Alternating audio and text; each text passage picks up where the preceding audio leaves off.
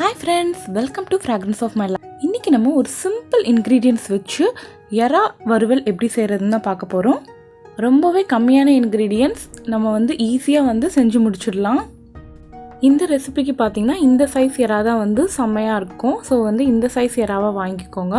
மஞ்சள் தூள், மிளகாய்த்தூள், மல்லித்தூள், மிளகு பொடி, இஞ்சி பூண்டு விழுது, கருவேப்பிலை, கொத்தமல்லி, இதுதான் இதுக்கு தேவையான இன்க்ரீடியன்ஸே. வீட்டிலேயே இருக்கிறத வச்சு நம்ம ஒரு செம்மையான ஒரு டேஸ்டியான எறா வறுவல் நம்ம செய்ய போகிறோம். ரொம்ப குயிக்காக செஞ்சிடலாம். நம்ம பீச்சில் சாப்பிட்றோம் இல்லையா எறா வறுவல், அதோட டேஸ்டியாக இருக்கும் இது. ஃபர்ஸ்ட் 1 டேபிள் ஸ்பூன் இஞ்சி பூண்டு விழுது சேர்த்துக்கோங்க. தேவையான அளவு உப்பு, மிளகாய்த்தூள் 1 டீஸ்பூன், மஞ்சள் தூள் 1/4 டீஸ்பூன்,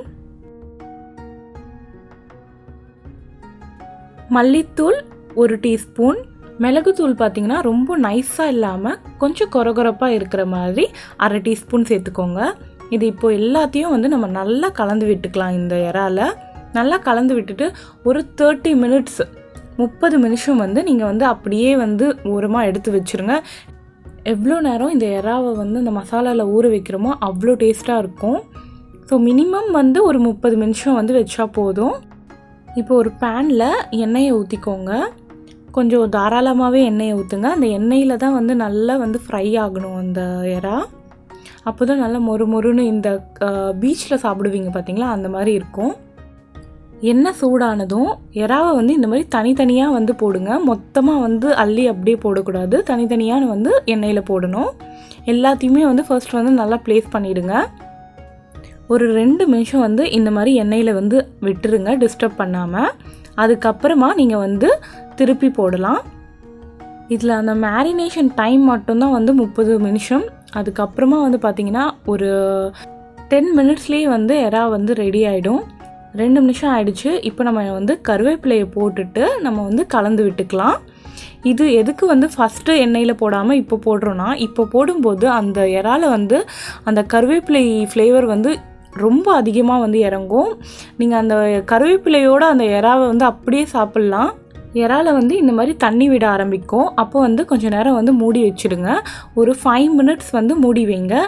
நடுவில் ஒரு பெரட்டி நல்லா கலந்து விட்டுக்கோங்க. ஒரு 3 மினிட்ஸ் இருக்கும்போது இதனால எல்லா சைடும் நல்லா வேகும். நம்ம எறா பார்த்திங்கன்னா ரொம்ப ஓவர் குக் பண்ணோன்னா ரப்பர் மாதிரி ஆகிடும். இப்போ பார்த்திங்கன்னா நல்லா அந்த தண்ணி மட்டும் எவாப்ரேட் ஆகிடுச்சு. மசாலாலாம் அப்படியே திரண்டு வந்திருக்கு. அந்த எறா பார்த்திங்கன்னா எறாவோட சைஸும் சின்னதாகிடுச்சு. பீச் சைடில் பார்த்திங்கன்னா இதே எறா உங்களுக்கு எண்ணெயில் பொரிச்சு கொடுப்பாங்க. அந்த எண்ணெயும் நம்மளுக்கு என்னன்னு தெரியாது. ஸோ நம்ம வீட்டிலையே செஞ்சு சாப்பிட்றதுனால நம்மளுக்கு ஹெல்த்துக்கும் நல்லது. அவ்வளோதான். நம்ம லாஸ்ட்டாக கொத்தமல்லியை தூவி இறக்கிடலாம்.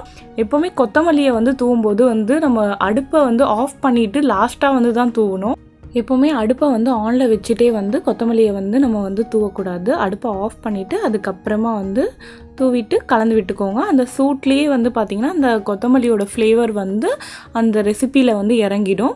இப்போ இதே மாதிரி தான் நம்ம இந்த இறாலையும் நம்ம அடுப்பை ஆஃப் பண்ணிட்டோம். ஆஃப் பண்ணிவிட்டு லாஸ்ட்டாக கொத்தமல்லியை தூவி கலந்து விட்டுட்டுருக்கோம். அவ்வளோதாங்க, நம்ம எறா வறுவல் ரெடி ஆகிடுச்சு. ரொம்ப சிம்பிளாக செஞ்சிட்டோம் பாருங்கள். உங்கள் வீட்லேயும் செஞ்சு பாருங்கள்.